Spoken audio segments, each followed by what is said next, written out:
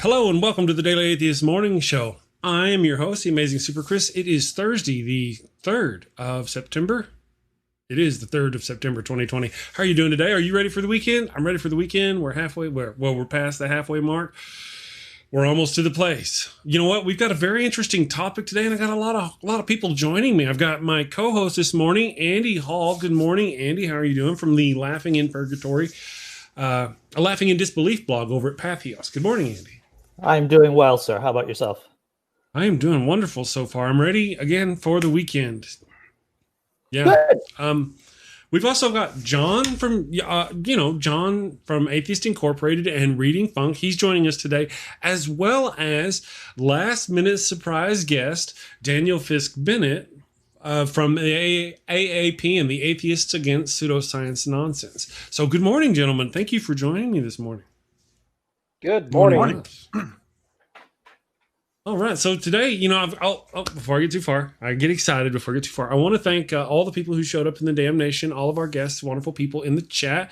Trina DeLuca, Critical Cripple is here. Dave, I'm trying to sweet talk Dave. If you're watching the chat, I'm trying to sweet talk Dave into coming on the show. So maybe we'll see him in the show. He was actually on the show just after I first started. And I've been thinking about this. When Dave, when you were on the show, he wasn't on his show. He just used his icon, that yellow Dr. House kind of picture there. I had never seen his face. I had not seen Dave's face at that point whenever he was on my show and been off my show. It was after that I'd finally seen Dave's face. So good morning to Brainbug, Grumpy Old Dude. Hey, good morning, Ed. Say hi to the wife. Phil Lister is here. Trina DeLuca, all manner of wonderful people. Edward Chiriak is here. Good morning. And also to all the people on Facebook, good morning to the people who watch on Facebook and the people who listen on the Daily Atheist Morning Show live stream podcast. So good morning, everybody. So, guys, we have an interesting topic. I've got some articles up over here. Well, now that we've got 4, I can't really pop them up yet because of the thing, but I'll mention them as we go along, about what I often refer to as the Christian war on science. And these Christians meeting against public order and spreading coronavirus and causing harm to our society on the regular. You people are nuts. Absolutely. Let me pull up some while you guys get rolling. Andy, I'll let you take over. I'm going to pull up some articles here and I will talk about them. I think we all have some personal story about interacting with someone who doesn't believe in science or doesn't understand what science really does. In fact, I just wrote a satirical piece this morning on my blog, Laughing in Disbelief. Yes, that is a cheap plug about, once again, this is a satirical piece on how 88% of Americans cannot determine what a science, what is it? It's 88% of Americans mistake a moldy bagel for science. Yeah. And I think that the joke underlies a sad truth that a lot of people don't understand what science is and how it works. Yes. Yeah, that was a huge theme when I debated Kent Hovind, that he had these really childish and just wrong ideas about astronomy and evolution. And, it's really troubling that the only people that do that shit are people that are Christians and Bible believers. So, that's a big indicator that they're full of shit. If I may, I wouldn't say just Christians. There's a lot of New Wave. True. That is true. Islam is also full of it as well. They do it as well. It just really depends. I mean, Hindu. Yeah, that is true. Theism in general.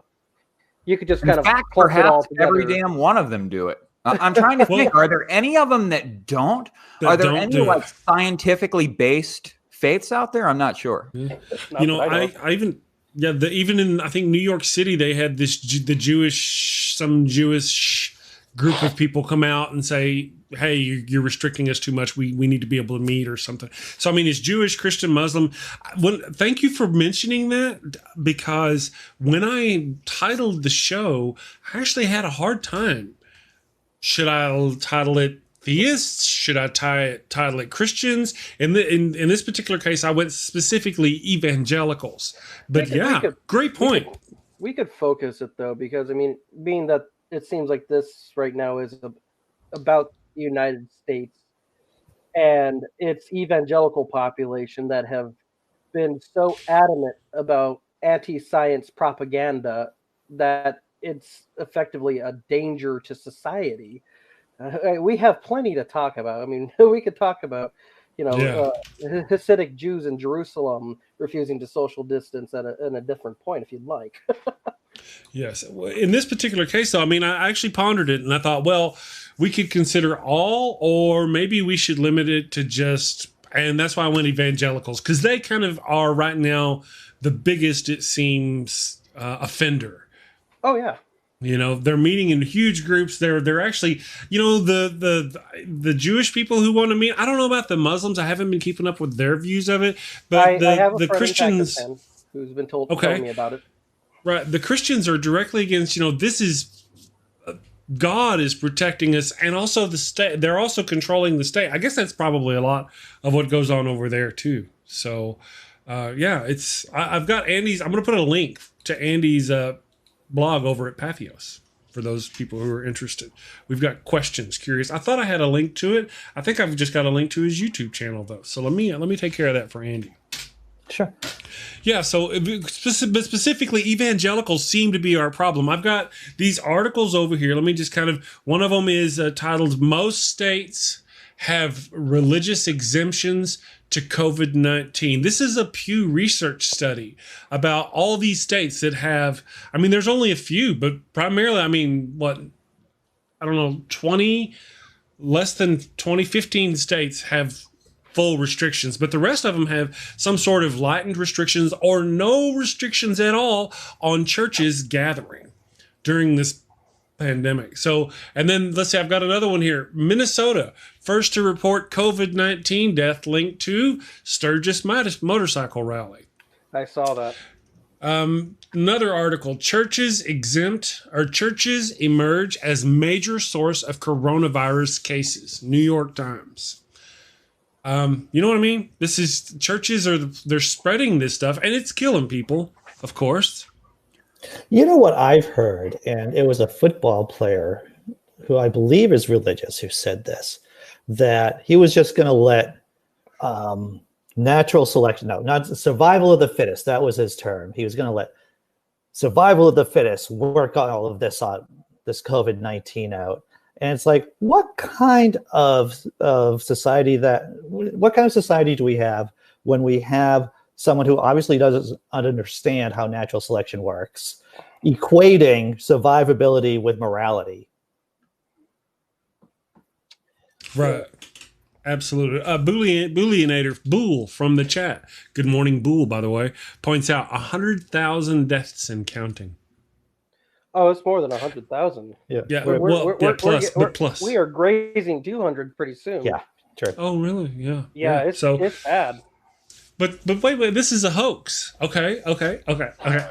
So peep this. It's a hoax. Wait, it's a hoax. Over here, it's a hoax. Let me do this. It's a hoax. And yet, conservatives were willing to drop like 6 trillion plus. What are we up to? 8 trillion plus now? They were actually willing to do that into the economy for a hoax. I'm just, there's saying. Swinging back to the evangelical part. There you go. Thank you. There is this love affair, and anyone who is familiar with evangelicals, they have this thing where they just idolize the idea of being persecuted. And the I guess could use this term ironically. This is their cross that they want to bear. They want to be persecuted for their beliefs. They want to have that because it is like a biblical thing for them. So to be told that they can't go to their places of worship because of COVID, effectively what they are hearing is Caesar saying that the Christians can't do that, and we're just getting ready to feed them to lions, and therefore, this is their calling out, and so the masks for them just are a symbol of their persecution per se, and it's amazing listening to the way they try to piece this together. They're grasping for straws. They really are, but you can see it is a deep-seated want of theirs. the Christ-like thing of being persecuted for your belief. This is what they want, and Absolutely. COVID is that foil that they want. Daniel, have you had a conversation with an anti-masker evangelical? Of course, talk about that. I run AAPN, and I hear the nonsense from all over the place. I've been doing this since 2015. So this has been something that I would say has been 5 years in the making. I've watched, since I created AAPN, this anti-science movement from right-wing theistic loons build. And now that we have a president that caters to these rather idiotic individuals, they are empowered and they think they're in the right because their president says so. So when you talk to them, there are so many rationales that they will use. It's a hoax. It's really not that bad. It's just the flu. And I've spoken to actual epidemiologists. I've asked them, what are the similarities between the flu and COVID-19? And they said it's about the same as the similarities between a banana and a human. Are there some similarities? Yes, they both share DNA. Well, in their case, both share RNA. Are they both a virus? Yeah, but from that point, the similarities start to really go different. So you listen to that. As I said, it gets into the just the mentality of them. Where it's some of them is that very libertarian kind of don't tell me what to do, I do what I want kind of thing. But then they're also on the side of law and order. Go figure. So you can't figure out what they want. So they pick and choose what laws they want you to follow. Yeah. But you have the other individuals who just seem to think that because they pray and because they are good Christians, whatever their definition of good Christian is, but because they are good Christians, they are therefore immune. Yeah. And they don't have to worry, because if they go to church, they will not be harmed, because that is their safe space. And because they're in their safe space, they have a phantom force field of God's healing, whatever. Even though we know this not to be true, we've seen this in Seattle with choirs. It took one person, and now 2 people died, and like 30 something people were sickened by it. So yeah, there's an interesting true story about this town, this city that was facing a tornado warning, and they all rushed to the church, the religious people did, so that they could pray it away. And while they were there, the tornado hit the church, killing everyone involved. Wow. Yeah. I think it's true what you're saying about grasping at straws, because I'm trying to find something in the Bible here that suggests that you shouldn't wear a mask. And there's something about the fact that you shouldn't wear a head covering, supposedly. And another article saying that masks represent supernatural beings. So that's like the excuse there that I've seen people equate it to the mark of the beast. Yes. And it's just some irony to it. I mean, they're wearing their MAGA hats. Oh yeah. Oh, thank you for pointing that out. While they're saying it's the mark of the beast, and you'll bear it on your forehead. Oh, it hurts right here. It hurts. Thank you, Daniel, for pointing that out.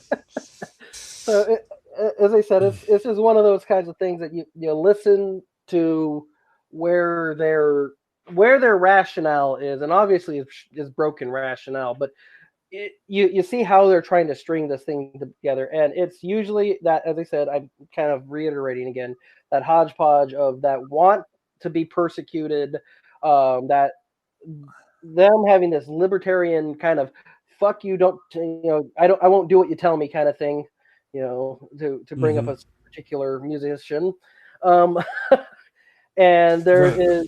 there's also that whole not believing in what the science has to say. It's a hoax, or it's not that bad. It's all CNN and fake news. You know, it's a ploy to make Trump look bad, or you know, just keep, you know, you could add to that pile of doo doo. And then the last part, obviously, I went blank on it, but I digress. Right. Yeah. Well, we just have a lot of it going on. I'm surprised. Have people in the chat? Well, not everybody has the ability to drop some links, but I mean, we've got so many of these instances of these different groups. 800 kids at the Georgia State University, I believe. 800 kids, I say. 800 students at the Georgia State University. Pardon me while I get this up.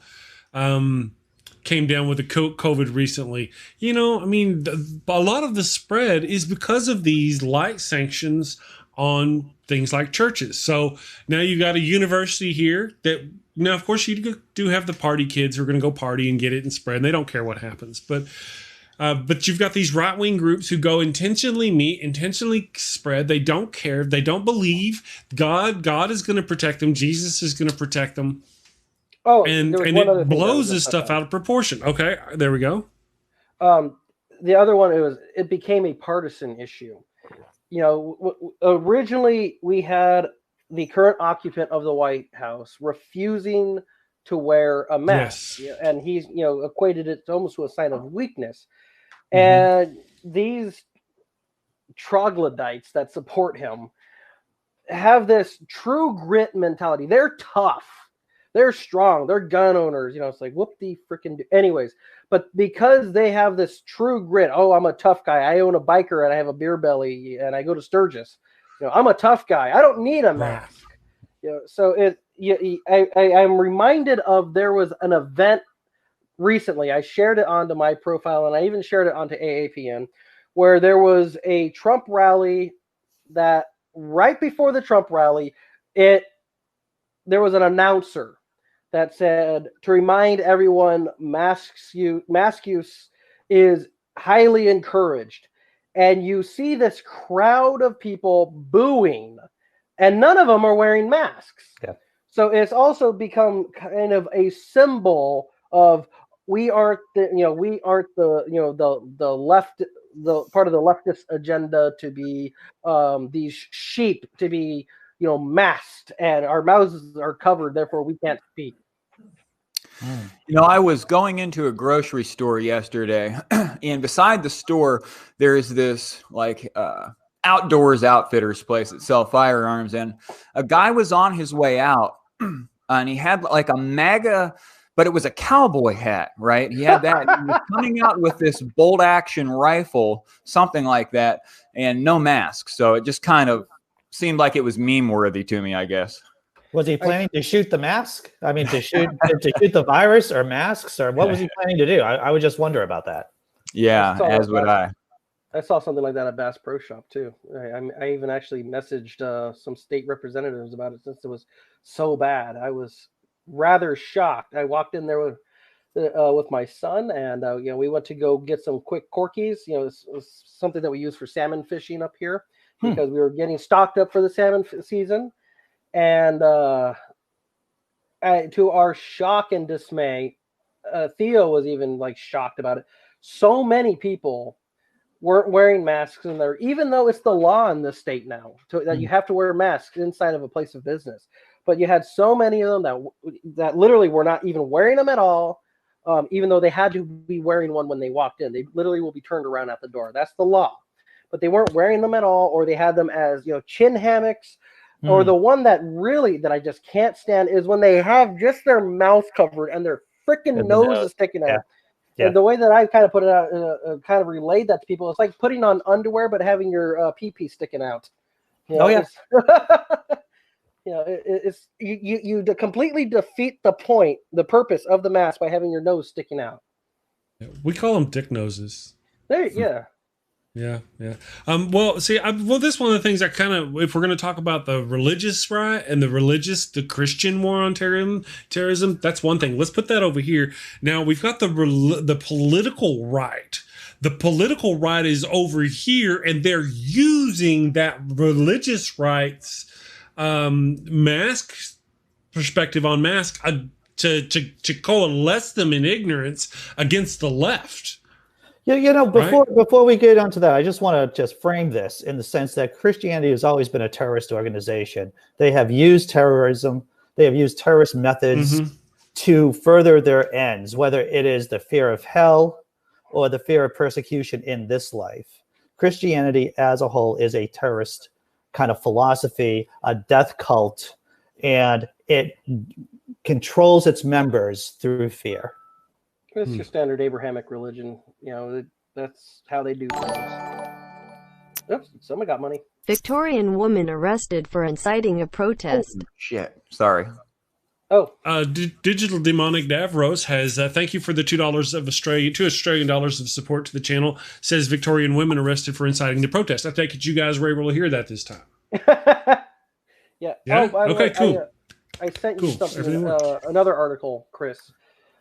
Being that psychology is kind of my bread and butter, there was a study that showed there was a correlation between refusing to wear a mask and narcissism and even psychopathy. Right. Narcissists and psychopaths are more likely to refuse masks, to wear masks, says new research. Yeah. Not surprised, really. But that also falls into what we were saying earlier, about the religious right being taken, the Christian right being used by the political right. And so it is a religious topic. Yeah. And it's also a political topic, a political football now. And the political people are using it to move and motivate the religious people. That's just kind of all. Yeah, that's all. And this sometimes we don't help ourselves sometimes. And this is a great article, by the way. I can't put this up. I may hide you in a minute just for fun. Oh, and it's got a picture of this guy being a jerk. Let me do this for people. It really makes sense. There's this dark triad of personality traits: Machiavellianism, narcissism, and thought disorder. These kind of thought disorders. And when you think about evangelicals and not putting on the mask, it seems to really encapsulate that dark triad of personality traits: this narcissism, this thought disorder, and this need to control others. I'm gonna post a link to that article in the chat. Thank you for that, Daniel. So there's a link to it. Absolutely. So it's another. Okay. I just sent you something else. But anyways, I totally agree with what you were saying there, Andy. I mean, sometimes I'm at a loss. Sometimes I'm at a loss for words. I mean, it's just so insane. Well, it's easy to feel like you're drowning in religious fanaticism and delusion and darkness at this time. I find it myself, and I have to seek out the things that make me feel good, so that I'm not drowning in this sewerage, basically. There's a real taboo around religion. And if you do something in the name of religion, then we're not supposed to question what you're doing. We don't question that motive. So I'm curious, Daniel, we have these religious terrorists refusing to wear a mask and spread the virus. What can we do about this? Should we start arresting people for this, or what are your thoughts on that? Okay, so the moment you start arresting people, the moment they get what they want. This is they have that need to be persecuted. They want to be persecuted. And the more you ratchet down, the louder they get, the more it feeds that need. So the reality is, I've used this as an example for other things when it comes down to backwards people. There was an event over on the East Coast. I think it was back in 2012 or whatever. But a right-wing hate group, literal neo-Nazis, were coming in to have a rally. And their mayor had a fantastic idea. Effectively, he got with some psychologists and asked, what would be a good way to make this, completely backfire on them? And so what they did is everybody, who was counter-protesting got in clown outfits and everything else and started making fun of them. They were laughing at them. So instead of getting that, that reaction of they want that condemnation. They want to be feel like persecuted. Instead, if they're being laughed at, like, wow, look how stupid you are. Okay, miss, Darwin approves. If you have people really actually laughing at their stupidity and ignorance, it is that much better of a tool, really, than it is to go the very authoritarian route. Now, granted, I mean, sometimes I think your hands do get tied when somebody is doing something that I would say is hazarding the community, like saying someone who's knowingly positive entering a senior center or a neonatal unit, something like that. Yeah, at that point, yes, you need to make that arrest because that person is effectively a danger to the community. But for those people who are not wearing the masks, if they realize that people now think they are stupid, instead of them being persecuted for their beliefs, now you're just laughing at them. It's like, wow, you're okay, buddy. Good job. Let me know how that works out for you. That has been shown to be a much better psychological tool because they are not eliciting that response that they cognitively want. So, Daniel, tell me if I'm wrong on this, but this was specifically for a large group of racists, basically, who are doing a rally. Yes. So that particular method of clowning and shaming in a certain sense may not be the right tactic in other situations. No, because I mean, let's say those hate group people are now being violent and hurting people. Obviously, they want to have that seen. They want to be seen, but now they're hurting people. Actually physically hurting people. They need to be stopped at that point. You can't just laugh at somebody while they're beating the crap out of somebody. Right. Exactly. Does it seem like it's an impossible idea to influence the leaders of the churches to kind of mandate wearing a mask? For example, if we got the Pope to recommend wearing a mask, then perhaps that would help with the Catholic population. Well, that's interesting that you bring that up. The Pope actually also did that for global warming by acknowledging global climate change. And suddenly you saw the Catholic Church made this full change of direction. And now they suddenly support the idea of global climate change. And then you also saw the same exact thing with mask wearing, where the Pope was saying that. And I don't want to give the Catholic Church too much credit, so I'm walking on eggshells here. But what I don't see is people like Pat Robertson or these other wackaloon, whatever that knucklehead that said, COVID-19 and then blows into the freaking TV monitor, and spits all over it effectively. I blow. Yeah. We don't see those people. Yeah. And he sucks too. Right. But we don't see people like that. I'm pretty sure. And this was one of the things that I knew if the president started wearing a mask and showing him wearing a mask, monkey see, monkey do. His supporters are effectively cult followers. They will do what he does. And he wore it once, right? Twice now, I think, if I remember, in public. But there was, for instance, there was two incidents that come to mind when it comes down to Donald Trump's egregious stupidity and the things that he says causing real world problems. There was an incident where he brought up a certain type of drug, and they found it to be an aquarium. Certain aquariums had this drug in it, and this couple, after listening to Donald Trump, somehow figured out that this active ingredient was in a certain aquarium treatment, and they took it, and the husband subsequently died. Another thing that happened is when Donald Play Trump stupid games, win stupid prizes. Right, but I mean, these are ignorant people, though. I'm sorry. Pardon me. When you have Trump, when he did that whole injecting disinfectant and other things, or drinking disinfectant, or however, well, there was also an uptick in poison control case calls because involving disinfectant. So when he was talking about UV lighting.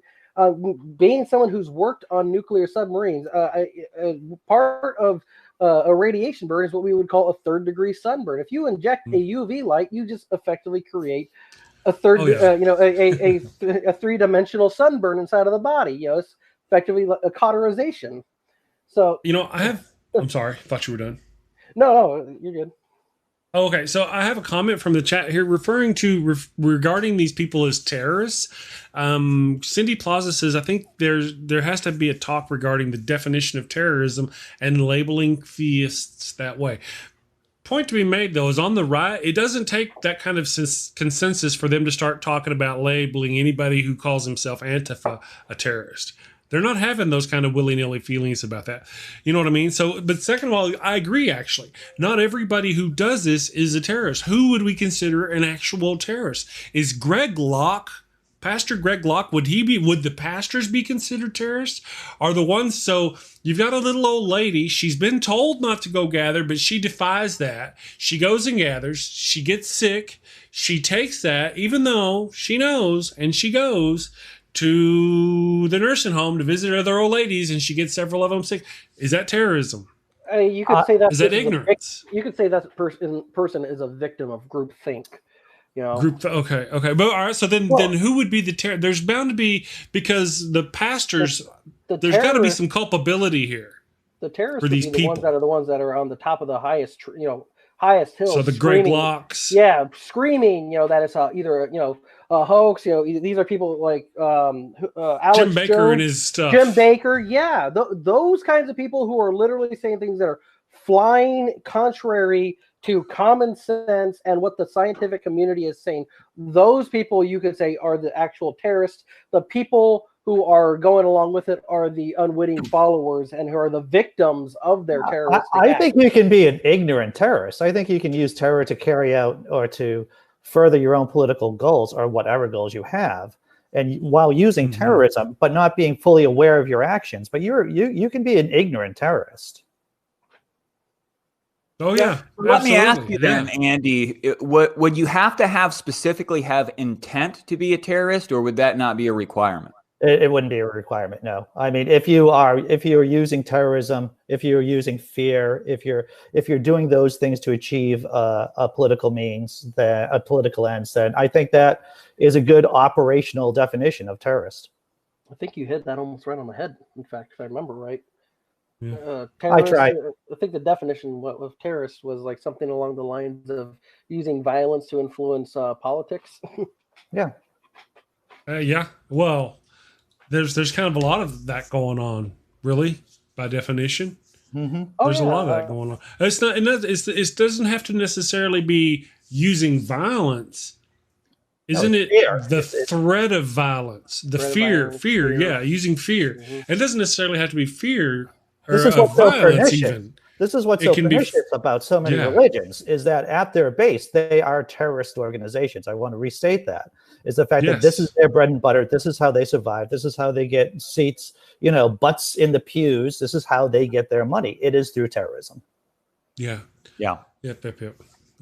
Well, see, and I kind of agree with what Miss Cindy Plaza is saying. She says, I think intent is necessary to be a terrorist. And I agree. Now, since that's kind of what I'm trying to split the hair on, at what point do we consider them terrorists? Now, they are so let's say that I believe I'm going to get 72 virgins when I die, right?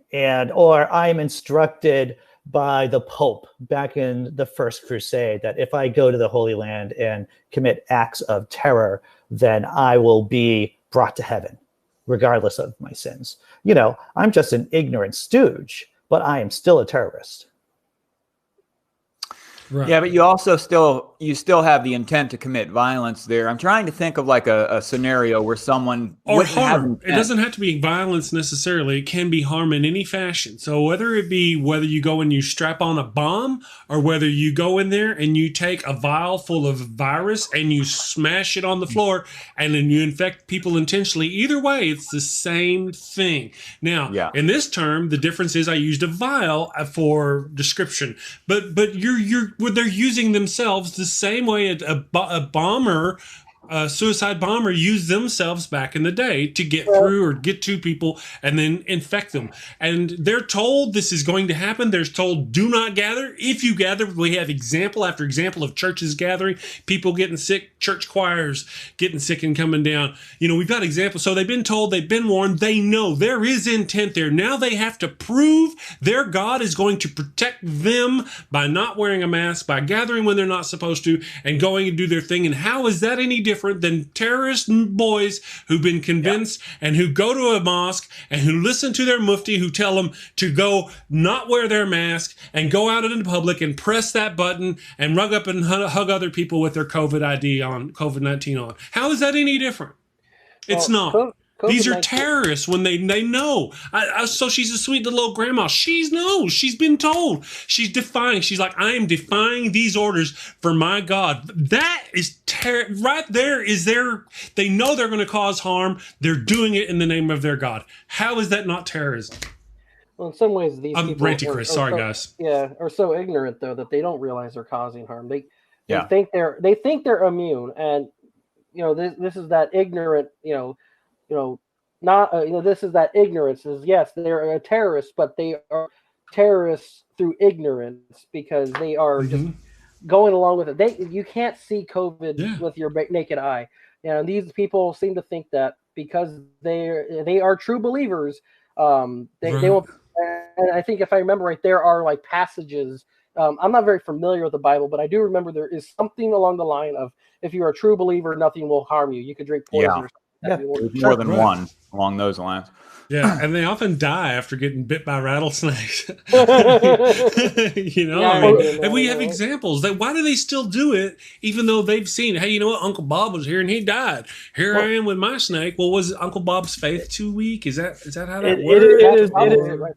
It is a pernicious aspect of religion that if someone dies, let's say from COVID-19, who isn't wearing a mask, or who's handling a snake and dies from a snake bite, then people around them, the survivors, will shrug their shoulders and say, "It's God's plan."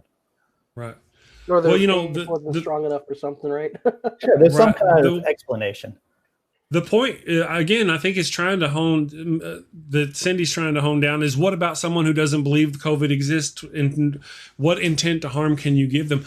By now, though, how can you not believe it exists? Even Trump has come out, though, like I said earlier, I made the mention, $6 trillion the conservatives have dropped in. How can you not believe it exists? And if you do, then that's a sign of there's other kind of issues you're having. You're having other kind of mental issues.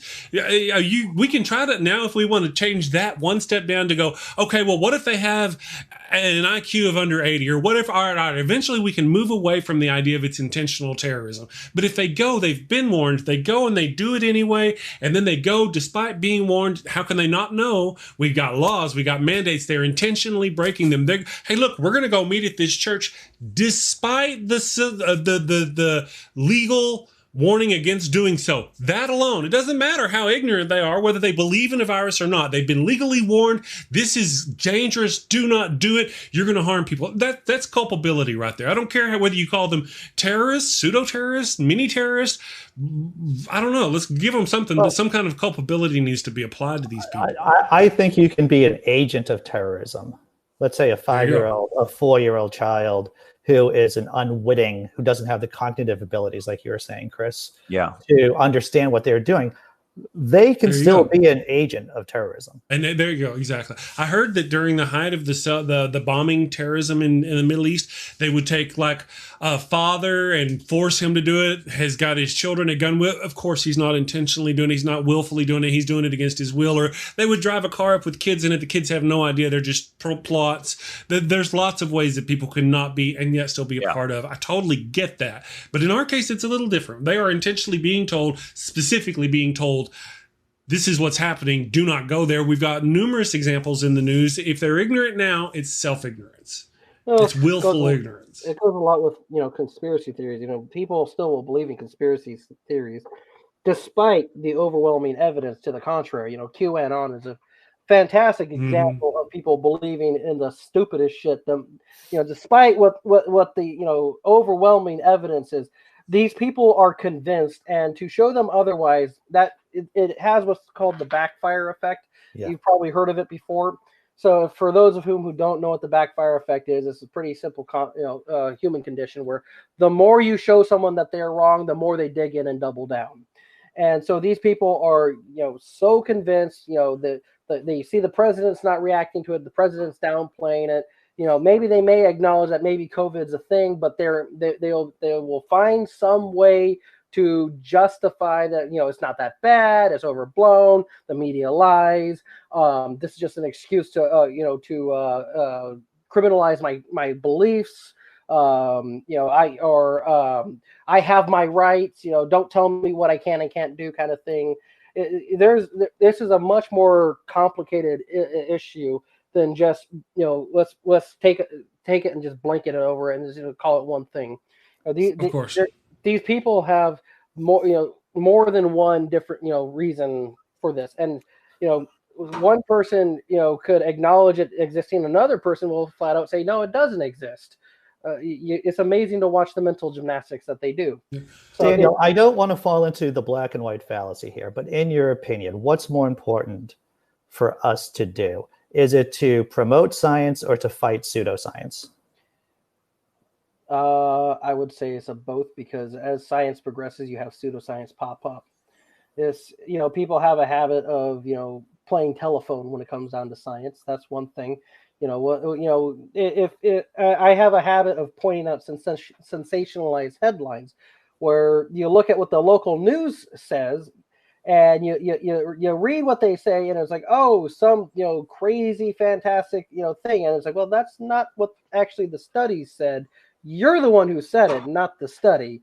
But the problem is, people will read what the news station has, and suddenly coffee causes cancer. It's like, no, that's not what the study said. It just showed there was a 1% possibility increase. When it came down to heavy coffee drinking or something. And by the way, this is just an example. This is not an actual thing, but I'm just using it, just for hypothetical. But yeah, they say, oh, we found that in lab rats, with drinking coffee every single day, twice a day, or a whole pot's worth, whatever you want to say, causes a possibility of 1% cancer.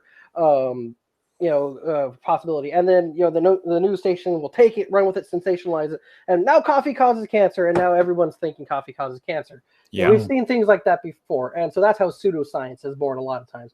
Or it's something that comes into because you want something bad enough, therefore you're going to believe it. Let me ask you this, Derek. I've got a news headline up here.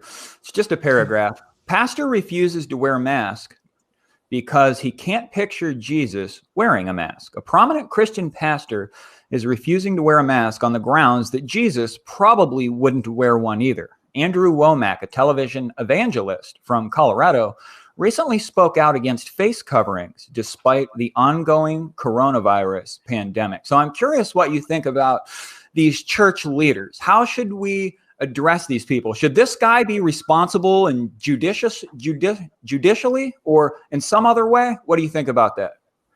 I agree with Andy on his original point. Those people are the terrorists. Those individuals should be held culpable. And this goes back to something I said even back when people were refusing the MMR vaccine and stuff like that. When that was happening, one of the comments show today, Ty. One of the things that I used to say was that people who refuse to get their MMR vaccine and then wind up getting somebody else sick after they got sick should be held legally liable. Now, granted, in the case like with COVID, it is so wild and out and about. But if you are going out and saying don't wear a mask, don't do that, that person, yes, should be held to some sort of legal liability because they said something that potentially could get people killed. Okay. Yeah. So, that's just the kind of fine hair that I'm trying to, I know maybe I'm a bad person, but now we've got the I want to say mufti. I don't know the name of I don't really know the structure of Islam correctly, so forgive me. But we've got the head of the mosque here, and he's the one telling people not to go put on masks. Let's equate that to strap bombs. He's the one telling us, so we understand why he would be the one But there are those who are the foot soldiers who are intentionally doing this. Yeah. And it's just different. I just see that. But again, it is different though. They don't, Cindy's got a good point. A lot of them don't even believe it. I think that's part of the hard part. These are people who, they pick and choose their beliefs. And it reminds me of my former father-in-law. I had a very short-lived marriage back when I was in the Navy to someone who I should have never married. But anyways, I digress. My former father-in-law effectively had this unbelievable belief that effectively, if it wasn't written in the Bible, it didn't matter. If it's not a biblical truth, I use this in total air quotes. If it's not a biblical truth, it doesn't matter. Therefore, we should just ignore it. Evolution's not in the Bible. Germ theory is not in the Bible. Plate tectonics is not in the Bible. God did everything. People get sick because of, there's a biblical reason. So, did this gentleman use electricity at any point? Did he what? Did he use electricity at any point? Yeah. Found a reason. He was a walking contradiction, anyways. I did not get along with him at all for understandable reasons. Sure. Well, you can see how people who have these thought disorders, when they're engaging with religion, how religion is like this accelerant for craziness. It just makes it worse. It's just like the people who have, Leviticus tattoos about, homosexuality, but yet, and they're like, what is it? A couple lines down, there's a, thing about in Leviticus about not having tattoos. You gotta scratch your head. They pick and choose. They need a foil. That's what they want. They want something to be angry about. They want something to be able to, to demonize somebody else, but then the moment you point it back at them, suddenly they're persecuted. Yeah. I just have one more question. I want to reiterate this just to maybe get a little bit more feedback. Let's say that I'm a Christian believer and the church pastor is telling us not to wear masks, that it's biblical, that we shouldn't do it. And I believe that. And I also believe wholeheartedly through the Holy Spirit that I'm experiencing that we cannot be infected by this. I'm totally in for this. And let's say that I actually have COVID and I go out and I infect someone. That reminds me of the woman who they interviewed early on in this infection. It was a woman that was in a car, and the news reporter held up a mic and said, why are you not worried? And the woman said, because I've been bathed in the blood of Jesus. And yeah, I mean, outside looking in, that just sounds macabre, just in general. Bathed in the blood of what? But anyways, they think they're immune. They're not going to be hurt. Goes back to what I said originally. Because they're a true believer, therefore they can drink the poison and not die. So, and if everyone else got sick, it wasn't them. It was somebody else. So would you say that particular person would be just as responsible as someone that knew better, so to speak? That goes to how most laws are written. Just because you didn't know, ignorance of the law is not, is not a point of defense. Just because you were not aware that it was illegal to shoot deer at that time doesn't mean that you shouldn't be held criminally liable. Just like saying an engineer unknowingly through incompetence didn't know that this would, whatever he just designed had a structural design flaw, and hundreds of people died, doesn't mean he shouldn't be held culpable through his ignorance. Right. In terms of branding, I'm calling that person a terrorist. I would call that an MNFer terrorist. If I could have that's a good t-shirt, question. It would be branding them as an MNFer terrorist. That's what I think. Yeah. I guess that's a good point. Where the intent comes in. Yeah. Right. Are they criminal? Are they negligent? Are they a terrorist? Well, there's still such a thing as criminal negligence. So, there is. Well, yeah. This is true. Yeah. True enough. I mean, if let's say, here's this thing. I mean, if you were one of these theists that we are effectively creating, as our model here, and this person who doesn't believe in germ theory and all this other things is an asymptomatic carrier, not wearing a mask, and then they go into their place of work, and they're touching everything, picking their nose and doing this, that, and the other thing, and people wind up dying as a result.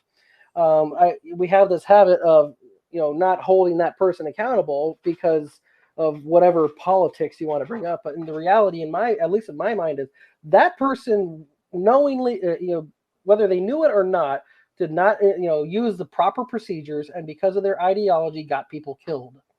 Mm-hmm. AA in the chat says ignorance is not, oops, I screwed up, is no excuse in the eyes of the law. So would you say that would be a murder then? I'm just curious. Manslaughter.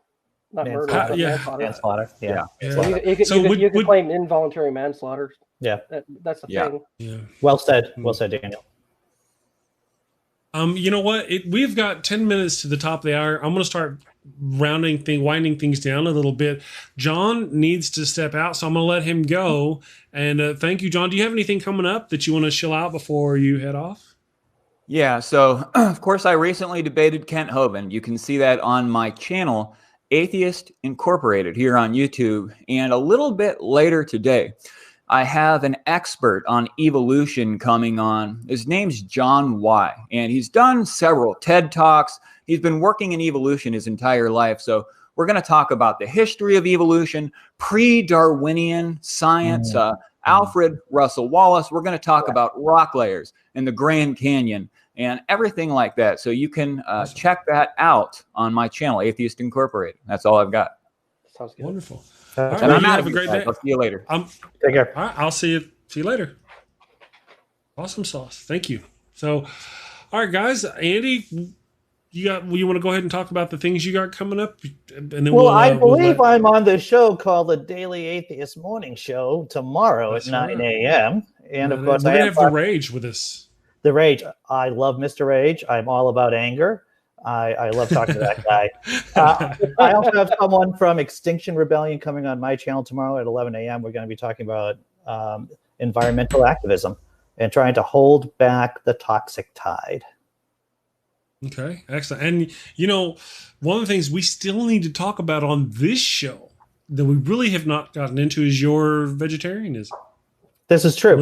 I'm I'm a month into it, or a little bit over a month. I started at the beginning of August, and so far, no issues, no real issues. Yeah, I've been coasting pretty well. Yeah.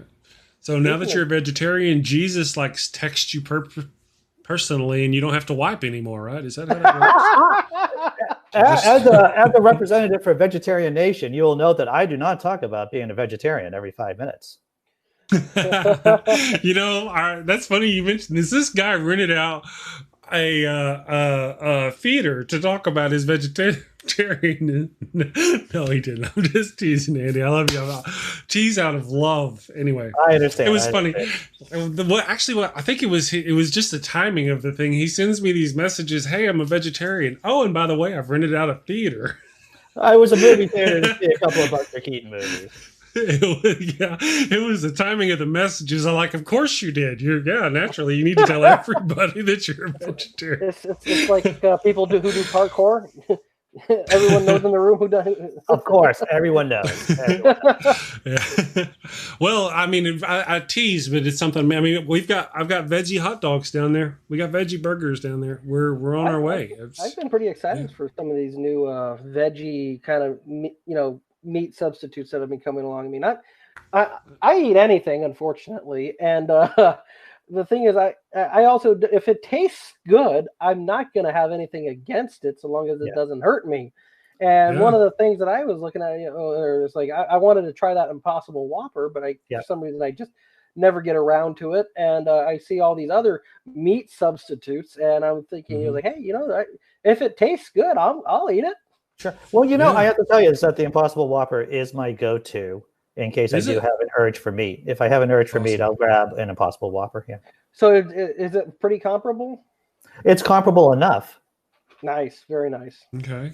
Yeah. I've heard. Yeah, I haven't tried one yet. The wife buys these veggie burgers, and now I'm a guy. I hate to say this, I'm just one of those kind of guys. My meat's got to be well done. I can't do bleeding meat. It's just. Who are you? I know, but to have it bleed, well, they make these veggie burgers to where you can cook them and you can cut it and it'll bleed. It's like beet juice or something, and it'll bleed. It looks like the thing. The key, though, for them, and the lucky thing for me, is that if you cook it long enough, it will get rid of it and be just like a well-done burger. I've actually have to enjoyed tell them. you, the only people who I've met who likes their meat well done across the board are the Scots and the Irish. Just Excuse me. just burn it. Just burn it. Just With ketchup on top, right? Well, nice little brown sauce. A little brown sauce, maybe. You know, I was sitting there. I worked in the oil field, right? And I'm sitting there. I showed up, and I got this salad, and this tool pusher I worked with sit down beside me, and he's got this steak, and he cuts into it, and I mean, it's like I don't want to say arterial spray, but it squirted out of there. I mean, oh my goodness, and it was so raw. His steak tried to eat my lettuce. Oh, I'm that way with my steak. I like to have to chase down my meal. Yeah. You know, if you watch me eating steak, I mean, you could hear the British narrator, Mutual Omaha presents Daniel eating his steak. Right. It is a scene out of pure barbarity. Gotcha. I like my steak blue in the center, so I am one of those people. Arterial spray we were talking about. You just see it. Yeah, it just looks like some scene out of the Ice Age of the Neanderthal just got done chasing the mammoth, and they're just sitting there eating the raw meat with blood-soaked hands. Me grog eat cow. Exactly. Yeah, you know, this is all right. So I'll eat meat in some forms. I quit eating meat off the bone a long time ago, like ribs or chicken off the bone. Not this fool. No. Well, and I had actually stayed to where it was just drumsticks with chicken. I would eat a drumstick, and then I remember the last time I was eating this drumstick, and I pulled it back, and this vein got stuck in my tooth, and it snapped back. A literal vein was stuck in my tooth, and it snapped. I'm like, what kind of native or Neanderthal kind of man eat meat off the bone? I haven't done it. I don't do it. No. I have to tell you, I'm an atheist, but I have a religious conviction that if you're going to eat chicken and waffles, it has to be chicken on the bone. Oh yeah, I don't need you. Yeah, I came across a chicken leg that I'm pretty sure it was cancerous. I remember looking at it, the bone was all kind of like bubbled up all on the side, and had this like weird, hard, gristly, meaty stuff, and I'm like, yep, I'm not eating that anymore. Not eating that. Hell no. Hell to the no. I eat shredded chicken. The wife does the shredded chicken. It's seasoned, and yeah, same. I'll eat that, but just to eat it right off the bone myself. And as Chris knows, I'm an avid sportsman. He is. You'd think that I was, this, Confederate waving flag Republican by what I drive. I mean, I drive the 1988 F-250. That's gigantic, and I'm always outside. I mean, ask Chris how many times he's seen pictures of me fishing. In fishing, the nature. I'm out there in the middle of the river doing the true salmon fishing and everything, or I'm on the ocean crabbing or something. So I mean, I eat a lot of fish, and the thing is, because I live in the Pacific Northwest where all the good stuff is, I also go hunting in the fall and the winter time. Mm-hmm. So, but the thing is, the way that I see it is, I'm now controlling the circumstances of how ethically that was harvested. I'm not sitting there with catching the fish and just throwing it and letting it asphyxiate. I take it to I pull it in, I immediately dispatch it. It's over. If I'm hunting, I'm not trophy hunting. I'm not slowly killing it. I'm going for the most instant thing, not just for my safety, but to make sure it ends. Yeah. And what you're implying is true. I think that there are different levels, right? Mm-hmm. That factory farming is obviously just an abomination, while shooting your own game, that's in a different category. Well, yeah, and also if you're quick about it, I mean, I'm okay with the ones where they use the cattle prod because it's immediately in the head and it's over. But the ones where they do that squeeze method, or where they just cut them and then they let them bleed like that, that's just wrong. It is. And you just have to think, it's like, that thing knows it's dying. I mean, I'd rather it just not know it's dying and just here it is, and then it's over. And so when I go out there, it's not that I'm just a good old boy with a big wad of dip in my mouth or something. You know. I hope that you're not using lead shot when you're shooting critters, because that can get in the food and you'd be eating lead. Yeah, it depends. So the way that if I'm going to do it, I'm shooting it in a spot where I'm not eating it anyways. I use a headshot typically. Yeah. So it's pretty. I try to be as careful as I possibly can. Yes.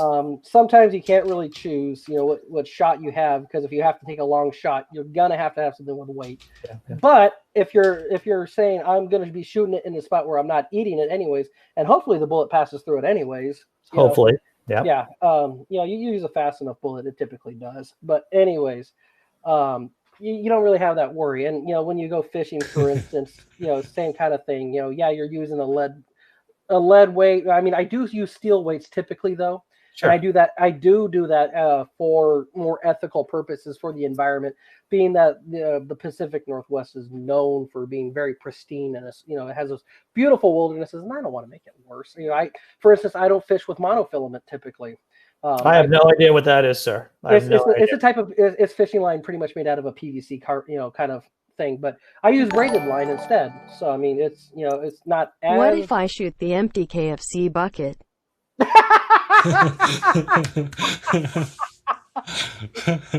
That doesn't count. You can do that. Yeah, I can do that. Yeah. Perfect. Thank you for that. It reminds me of there was a joke that I read a long time ago back when I was in the Navy. It says someone was like, it was a big bold letters that said, "I shot my first turkey, but they kicked me out of the grocery store afterwards." Tons of nice. Thank you for the $2 of support to the channel. Appreciate that. Yes. Thanks. Hey guys, I'm gonna go ahead and wrap it up. Daniel, you got anything coming out you want to chill out lately? You don't have a channel or anything, but the AAPN, the Atheist Against Pseudoscience. Pseudoscientific nonsense. Yeah, it's been nonsense. Trudging along since 2015. We were trying to get our website to do a little bit more complicated stuff, but things are getting complicated, and my time has been kind of consumed lately, as well as the other people out there. But we'll get along a little bit more. But we don't generate video content. If you want to think of us, we're more like the Snopes of the atheist community. And we've had our skin in the game for a while, so and it took a long time to develop credibility. But it's flattering when I have somebody who doesn't know who I am try telling me what AAPN is and how credible it is, and that right there gives me it's like, oh, they're telling me it's like, oh, do you know what AAPN is? Like, well, let's see. Well, I should have links to that. I'll put a link for you because you've been on the show. I've got plenty of links to the AAPN. Matter of fact, we stream, I think, to the page. We don't stream to the group because complications. If you want to fix it, we can fix it. But otherwise, guys, I'm going to wrap it up, and we will see you tomorrow. We've got The Rage is going to be on the show, and we're going to talk about, Andy and I are going to talk with Rage. The topic is going to be this article Andy sent me. I got to mention this. Hey, Andy, can you remind us while I look at this pastor? Please, a pastor who has an AM hate radio show is talking about how you shouldn't be dating or marrying an intelligent woman because you'd have to take their feelings and thoughts while you're having sex with them into consideration. And I wish I was straw manning this guy, but I'm not. It's basically what he is saying.